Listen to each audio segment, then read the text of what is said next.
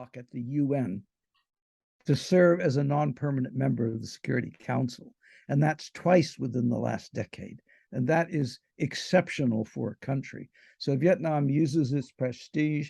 It uses the fact that everybody can count on it to be an independent actor that generally supports the international order, international law, is a country like this. You do your defense planning on capability and intent, and who has the capability to attack and really overpower you? And in that region, it's only only be China.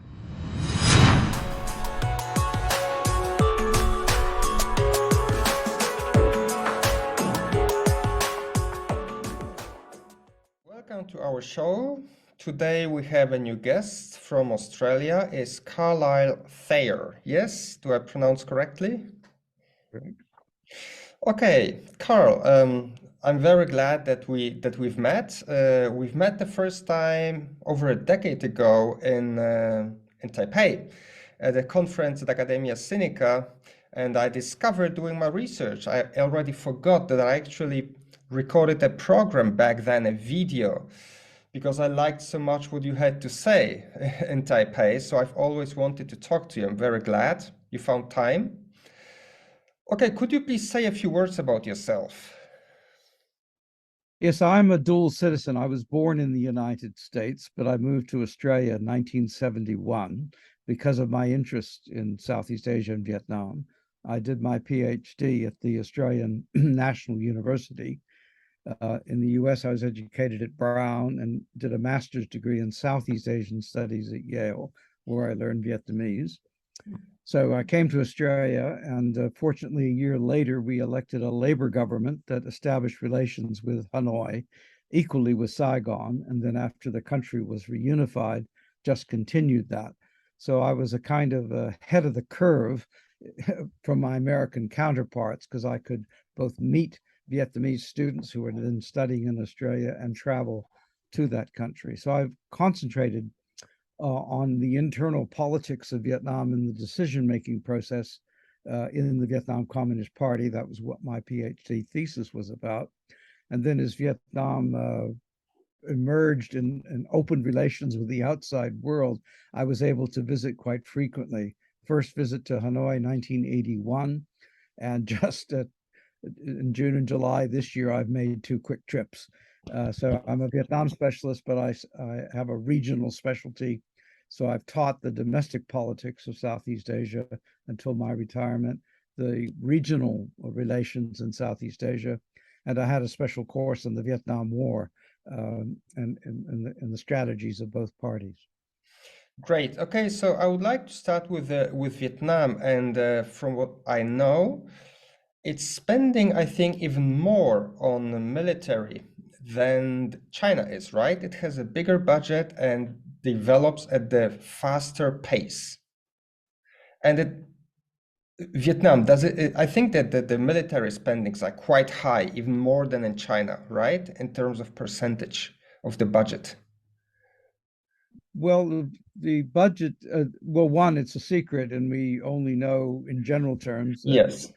Vietnam claims in the latest report by the Australian Defense Intelligence Organization, unclassified, gives us a 2.2% of GDP. Oh. And that's under 8% of government expenditure. And they do that in US dollars and in local currency, the dong. And in fact, up until 2016, that 5-year period, Vietnam was the 10th largest importer of weapons in the world. It doesn't have a massive defense industry like China to build warships and aircraft and ballistic missiles, for example. So it was the 10th largest. But since 2016, when they spent over $1 billion buying Russian equipment, it's plummeted down to $23 million. And there speculation, several things. Crimea happened in 2014.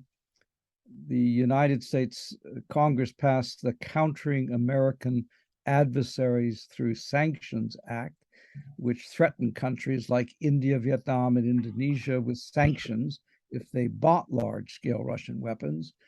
So those could account for it, but also because Vietnam had stocked up on large amounts of Russian equipment, including 6 kilo class submarines, maintenance costs, which are horrific, may have set in. So there's been a plummeting in defense, but and just to end, at the last party Congress in January last year, they set a major goal of beginning selective modernization between 2020 and 2025 of their military, and to have a modern military force built after 2030. So Vietnam is now waiting for economic growth to recover from COVID. They were up in the high sixes, seven, and then it plummeted below 3%. It's growing a bit, going up a bit, so that 2% of a large pie is pretty big, but 2% of a smaller pie is very small. So they're in a transition period. Good. Okay, so maybe we could also set give some context and talk a little bit about the Joint Steering Committee and annual friendly border exchanges. Could you talk a little bit about that? Right, I do. This is important because although Vietnam and China have problems in overlapping claims in the South China Sea, and I'll leave that to later, they normalized relations in 1991, and that's after a period of estrangement when Vietnam intervened in Cambodia and attacked China's ally, the Khmer Rouge. And then Vietnam succeeded in suppressing the Khmer Rouge and withdrew its forces in September 89, normalized with China.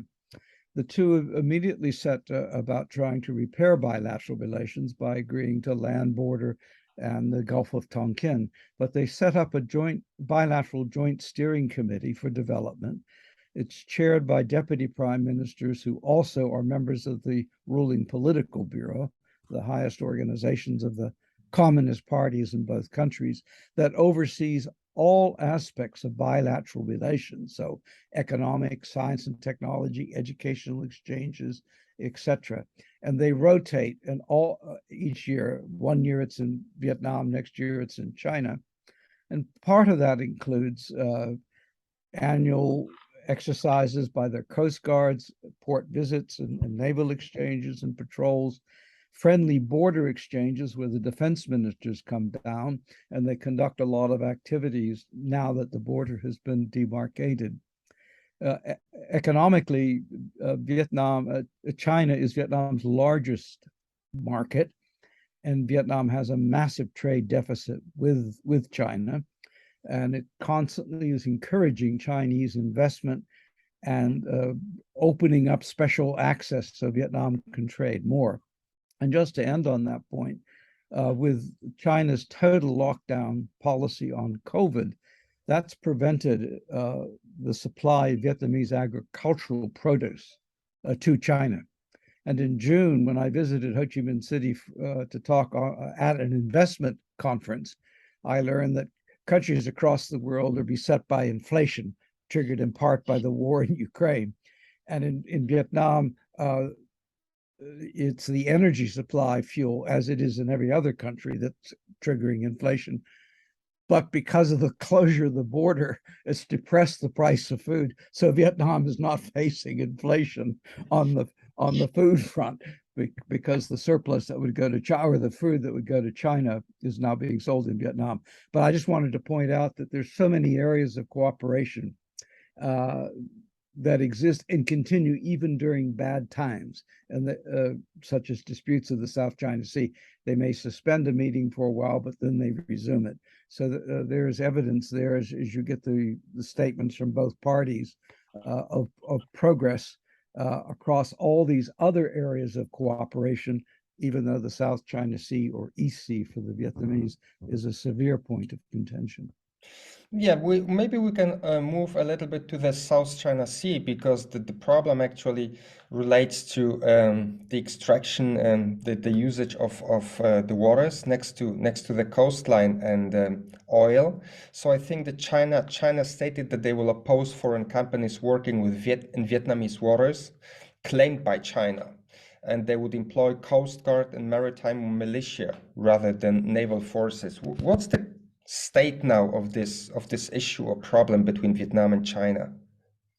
Well, first I'll put it, when we talk about the South China Sea, there are two major island archipelagos, the Paracels, which are now entirely occupied by China, claimed by Taiwan and Yes. Vietnam. Secondly, there are the Spratly Islands, and Vietnam occupies at least 21 of those features. 7 are artificial islands created by China, and then other countries, Philippines, Malaysia, are occupying some of the features there. Now, back in 2009, as a result of a submission by Malaysia and China together, and also separately to the UN Commission on Limits of the Continental Shelf, China responded by tabling a map of a 9-dash line that was based on the Republic of China, Taiwan today, but back then in Peking, claiming or indicating areas that China claimed historically. So now that's important because later an arbitral tribunal ruled that it was without legal foundation, but that doesn't solve the reality of China-Vietnam relations. And so China has the so-called 9-dash line, but the lines are not connected. They have a working relation of sorts, you hear from Vietnamese side, to kind of respect but not acknowledge a median line. And so if you go down the Vietnamese coast, you have a variety of foreign countries, ExxonMobil, ONGC from India, engaged in oil exploration. But when you get down to the southeastern end in Vietnam, that became a point of contention in 2017, 18, and 19 around an area known as Vanguard Bank. In 2017 and 18, Chinese pressures caused Vietnam, the Politburo were led to believe, to order the cancellation of oil exploration involved in contracting foreign ships. In 2019, China did bring Coast Guard, bring down maritime militia to occupy a particular area. Vietnam has halted that oil exploration. And in one area that was where Rosneft, a Russian company, had a very large interest, it ceased operations and later turned it over, and pardon my Russian, to a firm called Zarubezhnev. I'm trying to pronounce Okay. the word in the language I can't speak. And that has not yet made a decision to go ahead. So from 2019 to the present, Vietnam and China have not experienced any major friction that I'm Yes. aware of, although the Philippines and Malaysia and Indonesia, in that order, are still experiencing Chinese pressures about oil exploration. Okay, so why is it better now? Is it some kind of goodwill from part of China, or why is it better now? Well, well, because one, Vietnam is not undertaking an act that China would oppose, Yes. and Vietnam's leaders are extraordinarily cautious. Okay. They have a policy since 2003, reaffirmed 10 years later, and now I just learned on my most recent trip to Hanoi, uh, of cooperating and struggling with China, and they have two terms. Uh, Doi Tak, objects or partners of cooperation, Doi Tung, uh, objects of confrontation, Mhm. opponents that they're now trying to root. They're saying that, is it an adversary or what is the word? Cooperate in all areas where both sides can gain and stand up for your sovereignty and territorial integrity. In part, Vietnam has witnessed a transition between the Trump administration and the Biden administration. Now, remarkably for an outsider, Trump was very popular in Vietnam because he was seen to stand up. But in his last years, he said that Vietnam was the worst country in terms of violating trade agreements and Yes. currency manipulation with the US. So I think Vietnam had to be very cautious. Vietnam has a defense policy 3 and 4 knows, but one is not to have military alliances. It likes to be self-reliant. Uh, and so in this 2017-19 period, Vietnam had to act cautiously. Now, with the war in Ukraine, its major supplier of military weapons, Russia, is engaged in that conflict. It's formed a partnership with China that we don't know the dimensions. And so I think Vietnam, to try to get to the conclusion here to your question, is not rocking the boat. It's playing a very cautious game to wait out and see, because if it does involve itself in an action and China responds, who will come to its aid? And so they have to weigh in the recent developments around Taiwan as well. What are the waters like? So Vietnam is cautious, and so they're just holding the status quo to see what eventuates.